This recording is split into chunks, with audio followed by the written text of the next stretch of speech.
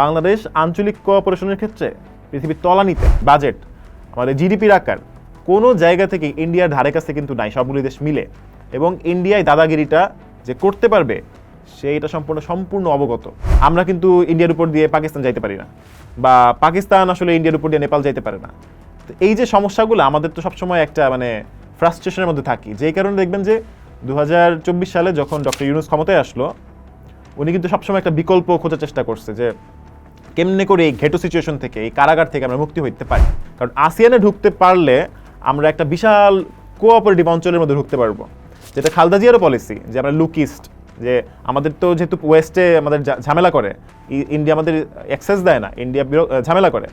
তো আমরা যদি ইস্ট দিয়ে যদি বের হইতে পারি, ইস্ট দিয়ে যদি আমি থাইল্যান্ডে ঢুকতে পারি। চায়নার ক্ষেত্রে কিন্তু তারেক রহমান যে এই সফরটা করে আসলেন, সেটা কিন্তু একটা বিশাল বড় সাফল্য নিয়ে আসছে। আমরা যে ঘেটো সিচুয়েশনে আছি, আমরা যে একটা কারাগারের মধ্যে আছি, অ্যাটলিস্ট এই করিডোরটা আমাদের রিলিফ দিতে পারে এক ধরনের ঘেটো থেকে। চীনের সাথে রিসেন্টলি আমাদের একটা করিডোর নিয়ে আলোচনা হইল না, যে আমাদের বাংলাদেশ থেকে মিয়ানমার হইয়া চীনে পণ্য যাবে, চীন থেকে আসবে। এই করিডোরটা বোঝার জন্য আমাদের এই এলাকার ভূগোলটা বোঝা খুব জরুরি আমার মনে হয়। তো এই এলাকার যে ভূগোল, আমাদের যে জিওপলিটিক্স, সেইটা কিন্তু পৃথিবীর অন্য যে কোনো জায়গার চেয়ে আলাদা। এটা বোঝাটা খুবই জরুরি। ব্যাকগ্রাউন্ডটা ওইটা হয়েছে যে আপনি সফল যদি অঞ্চল দেখেন, আঞ্চলিক রাজনীতিতে কোঅপারেশনে সফল, সবচেয়ে আগে নাম আসবে ইউরোপীয় ইউনিয়নের। তো ইউরোপীয় ইউনিয়নে কিন্তু এক দেশ থেকে আরেক দেশে আপনি চলে যাচ্ছেন উইদাউট ভিসা, আপনি একই কারেন্সি ইউজ করতেছেন, আপনার শুল্কমুক্ত বাণিজ্য হচ্ছে, একটা সেনজেন এরিয়া। তারপর যদি ধরেন আপনার সেকেন্ড সফল অঞ্চল কোনটা, সেটা হচ্ছে আসিয়ান। আপনি মিয়ানমার নাগরিক হইলে খুব ইজিলি আপনি ফিলিপিন্স যাইতে পারবেন, আপনি সিঙ্গাপুরের নাগরিক হইলে আপনি খুব ইজিলি ভিয়েতনামের সাথে ট্রেড করতে পারবেন, আপনার ট্রেড ব্যারিয়ার লো, আপনার বর্ডার কন্ট্রোল খুব ঝামেলা নাই, আপনার সীমান্ত হত্যা হচ্ছে না, পাসপোর্ট দিলে আপনি এক দেশ থেকে যাইতে পারতেছেন। তো বাংলাদেশ কিন্তু সেরকম কিছু না। এবার বাংলাদেশে সেরকম কিছু না, বাংলাদেশ আঞ্চলিক কোঅপারেশনের ক্ষেত্রে পৃথিবীর তলানিতে। কারণ হইলো বাংলাদেশের যে অঞ্চলটাতে আছে দক্ষিণ এশিয়া, এইটা হচ্ছে পৃথিবীর অন্য যে কোনো অঞ্চলের চাইতে নিজেদের মধ্যে ট্রেড সবচেয়ে কম করে। দক্ষিণ এশিয়া নিজেদের মধ্যে যে পরিমাণ ট্রেড করে, এটার ভলিউমও হাই। উত্তর আমেরিকা যেভাবে ট্রেড করে হাই।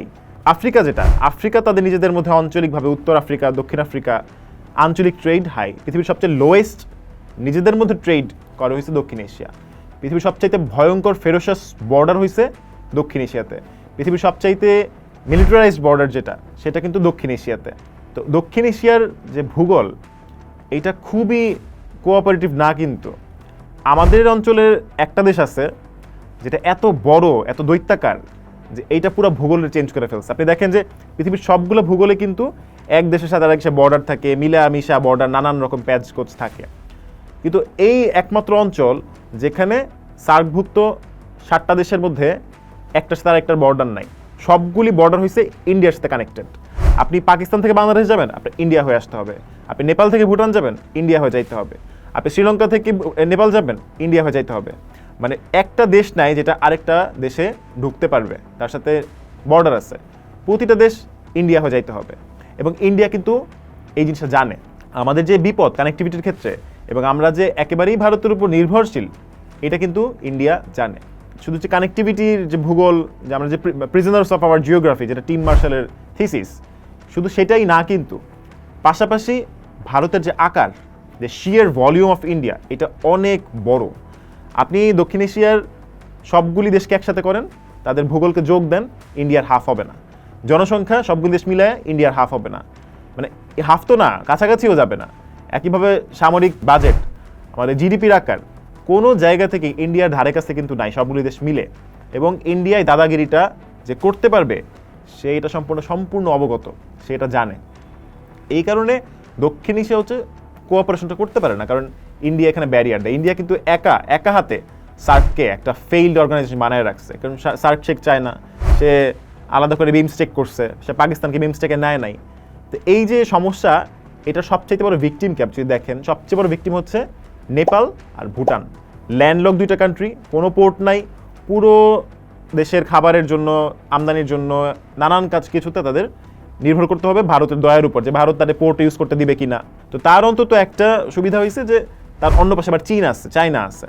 তো যেহেতু ইন্ডিয়া এবং চায়না একটা কনফ্লিক্টিং পাওয়ার, দুটি সুপার পাওয়ার, সো এই দুইটার মধ্যে যদি আমার সাথে ইন্ডিয়ার সম্পর্ক খারাপ হয়, তাহলে আমার চায়নার রাস্তা খোলা আছে, আমি চায়নার কাছে যাব। যেটা ধরেন নেপাল কিছুটা করছে, ভারতের সাথে সম্পর্ক খারাপ হয়েছে, চায়নার সাথে গেছে। আবার ডোকলাম সীমান্তের মধ্যেও কিন্তু ভুটান সাইড চেঞ্জ করতে পারছে, আপনারা 2014-15 সালে দেখছেন। তো বাংলাদেশের কিন্তু সেই সুযোগ নাই, কিন্তু আমাদের সাথে চায়নার বর্ডার নাই। আমাদের সাথে মাত্র 2টা দেশের বর্ডার আছে, একটা মিয়ানমারের সাথে আমাদের সম্পর্কের কী অবস্থা আপনি জানেন, আরেকটা হয়েছে ইন্ডিয়া। তো ইন্ডিয়া আমাদের 3 দিক থেকে ঘিরে রাখছে, এবং ইন্ডিয়া যে তার যে নেইবার্স ইন্ডিয়ার, তার মধ্যে সবচাইতে বেশি বর্ডার, সবচেয়ে লম্বা বর্ডার হয়েছে আমাদের সাথে, মানে আমরা হচ্ছে ইন্ডিয়ার সবচেয়ে বড় নেইবার। একইভাবে আমাদের জন্য ইন্ডিয়া সবচেয়ে বড় নেইবার, এবং আমরা আসলে এক্সপ্লয়েট হই। ইন্ডিয়া 4 দিক থেকে আমাদের ঘিরে রাখছে। This is kind of ghetto situation, যেখানে আমরা আটকে পড়ে আছি। আমাদের ভিসা পাওয়া অসুবিধা, আমরা ট্রেড করতে পারতেছি না, আমাদের ট্রেডের উপর নির্ভরশীল হইতেছে ইন্ডিয়ার উপর। আমাদের স্থল বন্দর যা আছে সব ইন্ডিয়ার সাথে, মানে এভরিথিং, আমাদের মেডিকেল ভিসা, আমাদের কানেক্টিভিটি, আমাদের ট্যুরিজম, এভরিথিংয়ের জন্য আমরা ইন্ডিয়ার উপর নির্ভরশীল। তো ইন্ডিয়া কিন্তু আমাদেরকে ওই সুযোগটা দেয় নাই, যেটা মানে এত ভালো ক্লোজ প্রতিবেশী হওয়া সত্ত্বেও। ট্রান্সশিপমেন্টের আলাপটা যদি ধরেন, আমাদের বন্দর ইউজ করতে দেয়, আমাদের ট্রান্সশিপমেন্ট, আমাদের হচ্ছে ট্রানজিট, সেটা কিন্তু কলকাতা থেকে পদ্মা সেতু হয়ে ঢাকা দিয়ে আগরতলা দিয়ে যুক্ত হইল।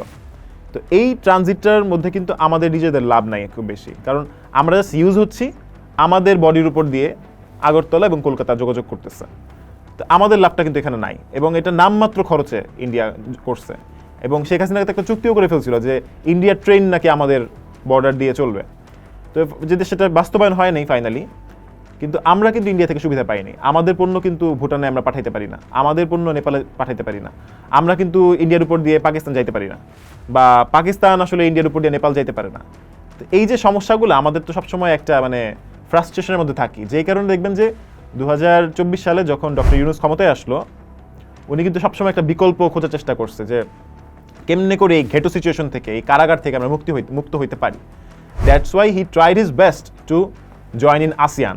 তো ওনার যে বন্ধু আনোয়ার ইব্রাহিম, ওনার সাথে উনি অনেকবার বসছে, ইভেন আসিয়ানের যে নতুন সদস্য ইস্ট তিমোর, তার সাথে অনেকগুলি মিটিং হয়েছে। থাইল্যান্ডের সিনাওয়াত্তর সাথে মিটিং হয়েছে যে কেমনে করে আমরা আসিয়ানে ঢুকতে পারি, কারণ আসিয়ানে ঢুকতে পারলে আমরা একটা বিশাল কোঅপারেটিভ অঞ্চলের মধ্যে ঢুকতে পারবো, যেটা খালেদা জিয়ারও পলিসি, যে আমরা লুক ইস্ট, যে আমাদের তো যেহেতু ওয়েস্টে আমাদের ঝামেলা করে, ইন্ডিয়া আমাদের অ্যাক্সেস দেয় না, ইন্ডিয়া ঝামেলা করে। সো আমরা যদি ইস্ট দিয়ে যদি বের হইতে পারি, ইস্ট দিয়ে যদি আমি থাইল্যান্ডে ঢুকতে পারি, আমাদের ছাত্ররা যদি থাইল্যান্ডে স্কলারশিপ নিয়ে যাইতে পারি ইজিলি, ট্যুরিজমের ক্ষেত্রে, মেডিকেলের ক্ষেত্রে, বাণিজ্যের ক্ষেত্রে আমরা একটা বিশাল অ্যাক্সেস পাইতে পারতাম। আনফর্চুনেটলি এখনও আসিয়ানের ক্ষেত্রে অগ্রগতি আসে নাই, এবং আসিয়ানের অগ্রগতি খুব শীঘ্রই আসছে বলে মনে হচ্ছে না আমাদের। কিন্তু চায়নার ক্ষেত্রে কিন্তু তারেক রহমান যে এই সফরটা করে আসলেন, সেটা কিন্তু একটা বিশাল বড় সাফল্য উনি নিয়ে আসছেন, যে অন্তত আলাপটা হইতেছে যে এই করিডোরটা।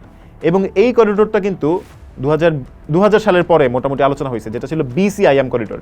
বিতে বাংলাদেশ, সি চায়না, আইতে ইন্ডিয়া, মায়ানমার, 4টা দেশ কানেক্ট হবে কেমনে, কুনমিং, মান্ডালায়, কক্সবাজার, চিটাগাং, ঢাকা হয়ে এটা কলকাতা পর্যন্ত যাবে, 4টা দেশ কানেক্ট হবে।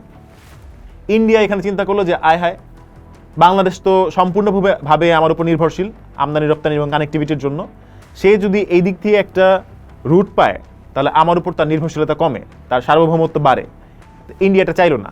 ইন্ডিয়া কি করলো, তখন সে বাংলাদেশকে বাদ দিয়ে আরেকটা চুক্তি করলো, যে কুনমিং, মায়ানমার, এবং মায়ানমারের যে রাখাইনের যে বন্দর চিকফিউ, সেখান থেকে কলকাতা, বাংলাদেশ বাদ। এইটা কিন্তু আমাদের জন্য একটা ডিজাস্টার ছিল, এবং মনে হয় 2015 সালের দিকে এটা বাতিল হইলো। তো লেটার এখন যে চুক্তিটা হচ্ছে, যে করিডোর কথা হচ্ছে, এখানে কিন্তু আমরা ইন্ডিয়াকে বাদ দিয়ে কথা হচ্ছে, এখানে বাংলাদেশ, মিয়ানমার এবং চায়না। এবং এইটা যদি হয়, এটার কিছু ঝুঁকি আছে সেটা আমি বলতেছি, কিন্তু এটা যদি হয় তাহলে কিন্তু বিশাল সম্ভাবনা আমাদের জন্য খুলছে। আমাদের যে ভিসা নির্ভরশীলতা ইন্ডিয়ার উপর, সেটা কমবে। এবং আমাদের ভিসা নির্ভরশীলতা কিন্তু মোটেও নর্মাল না, কারণ হয়েছে যে ধরেন পৃথিবীর সবচেয়ে বড় যে ভিসা সেন্টার, সেটা কিন্তু ঢাকায়, এই যে যমুনা ফিউচার পার্কে। এইটা তো আমরা কি পরিমাণে যে ভারত নির্ভরশীল, সেটা প্রমাণ হচ্ছে যে the shear volume of application, visa application towards India. তো সেইটা কিছুটা কমতে পারে। ট্যুরিজমের জন্য আপনি তখন মিয়ানমার ঘুরতে যেতে পারেন, আপনি হয়তো থাইল্যান্ড ঘুরতে যেতে পারেন, আপনি ওটা দিয়ে ইন্দোনেশিয়া যাইতে পারেন, প্লেনের খরচটা কমবে। একই সাথে যে আমাদের বাণিজ্যের জায়গাটা, আমাদের এখানে বড় বড় ব্যবসায়ীরা চায়নার সাথে ব্যবসা করে, আমদানি করে, রপ্তানি করে, কিন্তু আমাদের যে ছোট মাঝারি ব্যবসায়ী, তারা কিন্তু ইন্ডিয়ার উপর নির্ভরশীল। তো তারা কিন্তু বেনাপোল দিয়ে বা ধরেন বুড়িমারি দিয়ে ইন্ডিয়াতে ঢুকে, আগরতলা দিয়ে ঢুকে, এবং ছোট ছোট জিনিস হয়তো আমদানি করে নিয়ে আসে বা রপ্তানি করে আসে, কাপড় কিনতে যায়, কাগজ কিনতে যায়, তুলা কিনতে যায়, ইন্ডিয়া থেকে আবার কিছু শাড়ি নিয়ে এসে বাংলাদেশের মহিলারা বিক্রি করে, এই যে এসএমই ছোট ছোট ব্যবসাগুলা, তারা সম্পূর্ণভাবে ভারতের উপর নির্ভরশীল। কারণ তারা তো এই প্লেন এয়ারফেয়ারটা মানে তারা বিয়ার করতে পারতেছে না। তো যদি এই করিডোরটা খুলে যায় এই যে চায়নার সাথে, তাহলে কিন্তু আমাদের মিয়ানমারে সিমেন্টের চাহিদা আছে, মিয়ানমার ওষুধের চাহিদা আছে, মিয়ানমারের সস্তা যে চাল, সেই চাল আমাদের চাহিদা আছে, আমরা চালের সংকটে ভুগি। এছাড়া বহু বিষয় আছে, মাছের বিষয় আছে। তো বহু বিষয় কিন্তু এক্সচেঞ্জ হইতে পারে, প্রযুক্তি হইতে পারে, ম্যান পাওয়ার হইতে পারে। মিয়ানমার প্রযুক্তিগত দিক থেকে বা ইনফ্রাস্ট্রাকচারে কম, কিছু মেশিনারি আমরা হয়তো পাঠাইতে পারি, চায়নার সাথে আমাদের ট্রেড করতে পারি। চায়নার সাথে যে আমরা আমদানি হয় সেটা খরচ অনেক বেশি, ওই যে একদম দক্ষিণ চীন সাগর দিয়ে মালাক্কা প্রণালী হয়ে বেঙ্গল দিয়ে চিটাগাঙ্গে এটা ঢুকে। কিন্তু আমরা যদি ডিরেক্ট কুনমিংয়ে যাইতে পারি, তাহলে কিন্তু আমরা খুবই কম মূল্যে আমরা নিয়ে আসতে পারবো প্রোডাক্টগুলো ইউনান থেকে বা কুনমিং থেকে। এখানে চায়নার সাথে আমাদের যে এই ট্রেডের যে ভলিউমটা, মানে ট্রেডের যে শুল্কমুক্ত সুবিধাটা আছে, সেটা কিন্তু আমরা প্রপারলি নিতে পারতেছি না। এই করিডোরটা হইলে এগুলি নেওয়া যাবে। So this will B a very good thing. আমরা যে ঘেটো সিচুয়েশনে আছি, আমরা যে একটা কারাগারের মধ্যে আছি, অ্যাটলিস্ট এই করিডোরটা আমাদের রিলিফ দিতে পারে এক ধরনের ঘেটো থেকে। পাশাপাশি কিছু ঝুঁকি আছে। ঝুঁকিটা কীরকম, যে এই মায়ানমার একটা কিন্তু গৃহযুদ্ধ সিচুয়েশন। সেটা হচ্ছে যে মায়ানমারের যে তাতমাদাও, মানে এই জান্তা সরকার, তার নিয়ন্ত্রণে কিন্তু পুরো রুটটা নাই। মানে আমাদের যে রুটটা কক্সবাজার থেকে কিউফু হয়ে মান্ডালায় হয়ে এই কুনমিং পর্যন্ত যাবে, এটা একটা বিশাল রুট, প্রায় 24 ঘন্টা লাগবে আমাদের কুনমিং যাইতে চিটাগাং থেকে। এই 24 ঘন্টা আপনি যেই এলাকাগুলো দিয়ে যাবেন, সেটা কিন্তু মিয়ানমার সেনাবাহিনীর দখলে না। আপনার আরাকান আর্মির সাথে কনস্ট্যান্ট যোগাযোগ থাকতে হবে। আছে আমাদের পররাষ্ট্র মন্ত্রণালয়ের সাথে আরাকান আর্মির এক ধরনের আন্ডারস্ট্যান্ডিং ডেভেলপড হয়েছে, কিন্তু তাও আর্মি আছে, আপনার থ্রি ব্রাদারহুড অ্যালায়েন্স আছে, আরও অনেক ছোট ছোট বাহিনী আছে যে এই পথটাতে মানে থ্রেট হইতে পারে। কিন্তু একটা ঝুঁকিমুক্ত বিষয় আছে যে প্রতিটা যে গ্রুপ আছে প্রত্যেকে চায়নাকে খুশি রাখতে চায়, কারণ তার সার্ভাইভ করতে হলে কিন্তু চায়নাকে লাগবে। সো তারা খুব বেশি ঘাটায় না কিন্তু। এবং কুনমিং থেকে কিউফি পর্যন্ত কিন্তু নিয়মিত, এই চকফি পর্যন্ত কিন্তু নিয়মিত একটা ট্রেড হচ্ছে। তো বাংলাদেশও যদি এখানে জাস্ট চকফি পর্যন্ত তার রুটটা সিকিউর করতে পারে, তাহলে কিন্তু কুনমিং যাওয়াটা আমাদের জন্য খুব ঝামেলা হবে না। মানে রিস্ক আছে, কিন্তু I think this will B A relief for Bangladesh. So আমাদের সরকারের এটা নিয়ে আসলে কাজ করা উচিত।